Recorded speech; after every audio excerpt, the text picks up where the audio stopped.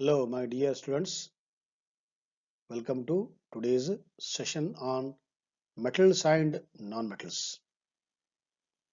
In that, in our previous class, we were understanding on chemical properties of metals.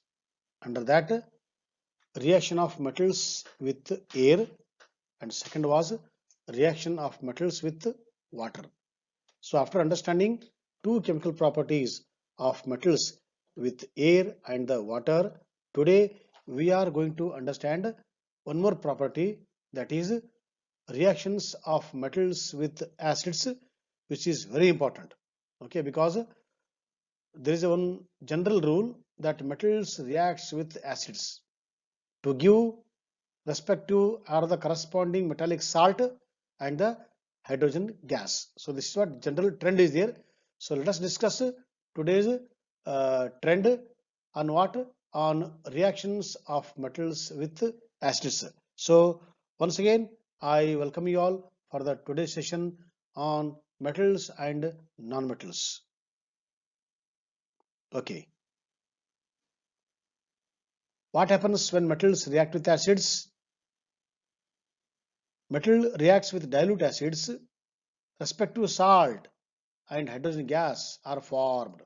Okay, this point I made clear just before few seconds. Okay, now this is what general chemical equation, word equation, metal plus dilute acid. Because why I'm taking dilute here?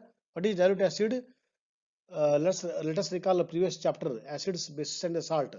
So it is slow addition of water to the concentrated acid gives you the dilute acid. So under two heading we discuss what happens when metals react with the dilute acid and what happens when the metals react with the concentrated acids. Okay, so depend upon the strength of an acid, slightly there are a different products are there. So today we are pinpointing, we are highlighting only on the action of dilute acids on metals. So about the concentrated we are going to learn in the 11th class. Okay, right. So metal with dilute acid, it gives respective salt and hydrogen. Salt depends upon which type of acid you have taken and what type of metal you are using. For example, if you are using sodium, then sodium salt is formed. If you are using aluminum, aluminum salts are formed. Okay. Now, in place of acid, if you are using hydrochloric acid, HCl, then salts formed belongs to chlorides. If you use sulfuric acid, H2SO4, then salts are called as what? Sulfates. For nitric acid, nitrates. For carbonic acid, carbonates. For phosphoric acid, phosphates. Depend upon the type of an acid and depend upon the type of the metal, salt is formed. So first you decide which metal and which acid you are adding, then you can go for the what guessing that this salt is formed, and for this salt this is the formula using the 9th class knowledge crisscross method. Okay, right. So metal plus dilute acid gives salt and hydrogen gas. Now how to confirm that the gas coming from the reaction mixture is hydrogen only? For this small test is there. Whenever gas comes out from the test tube or the container, that time you bring burning matchstick near the mouth of a test tube or the container. That time hydrogen is a highly reactive gas. It gives a lot of energy. So suddenly when it comes in contact with the burning matchstick, it burns with pop sound. That is the indication, or that is the confirmative test for liberation of hydrogen gas. Okay, so whenever you are conducting metal acid combination, bring burning matchstick near the mouth to confirm the liberation of H2 gas. But all metals do not react in the same manner and not produce salt and hydrogen gas. Okay, for example, copper does not react with dilute acid. Why? Because it depends upon the reactivity series of metals. Metals which are before hydrogen on the reactivity series are called as reactive metals, whereas metals which are coming after the hydrogen on the reactivity series, they are termed as less reactive metals, and especially metals which are at the extreme end of the reactivity series, they are called as chemically least reactive are the noble metals. For example, platinum, gold, silver. So they are all called least reactive or the noble metals. So what you want to say? He says every metal is unique, every metal is different. So reactivity of metal with acid differs from metal to metal. That's why he says all metals do not react in the same manner. For example, what he has taken, copper does not react because copper is very close to hydrogen. So reactivity is almost same. So because of this, copper is not in a position to displace hydrogen from the acid. Therefore, liberation of hydrogen is very difficult with copper. Okay, right. So everything depends upon what?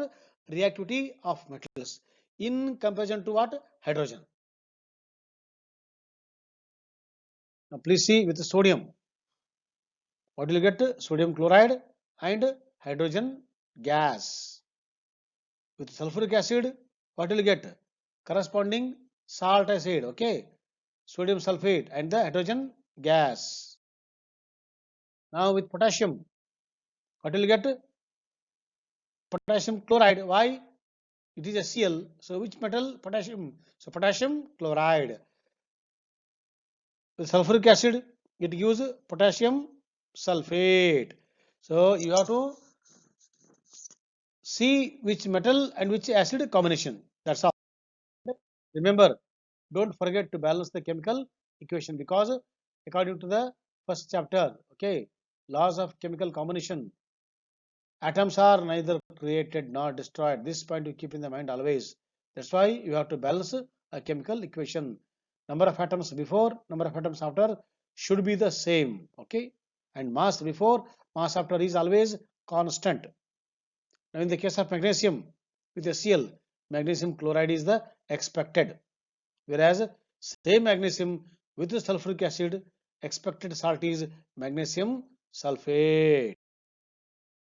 Now aluminum with HCl, aluminum chloride, AlCl3, whereas aluminum with sulfuric acid, it is Al2SO4 thrice.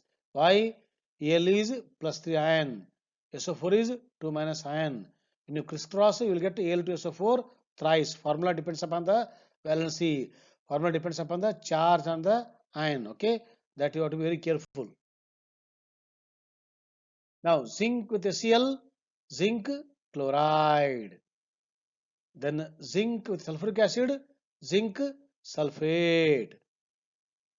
This is the most important chemical equation in chemistry because zinc is such a metal where it is a moderate reactive. So before zinc, metals are most reactive. After zinc, metals are least reactive. Zinc is in between on the reactivity series. Therefore, because of this nature, we use zinc in the laboratory to prepare hydrogen gas. Okay, sometimes you'll ask why zinc metal is preferred to prepare hydrogen gas in the laboratory. So before zinc, they are called reactive. They react so violently, so fastly, so instantaneously, so unsafe to handle in the laboratory. Okay, so a lot of precautions you have to take. But whereas after zinc, they are least reactive. It take a lot of time to react. So comparing, keeping these 2 points in the mind, because zinc is in the middle of the reactor series, zinc is most friendly to handle in the laboratory. Therefore, zinc is preferred in the laboratory to prepare the hydrogen gas. So today what we learnt? Today we learnt reaction number 3, that is reactions of metals with acid. And in the tomorrow's class we discuss some other properties of metals. Okay, so till then, bye and have a nice time. Thank you and all.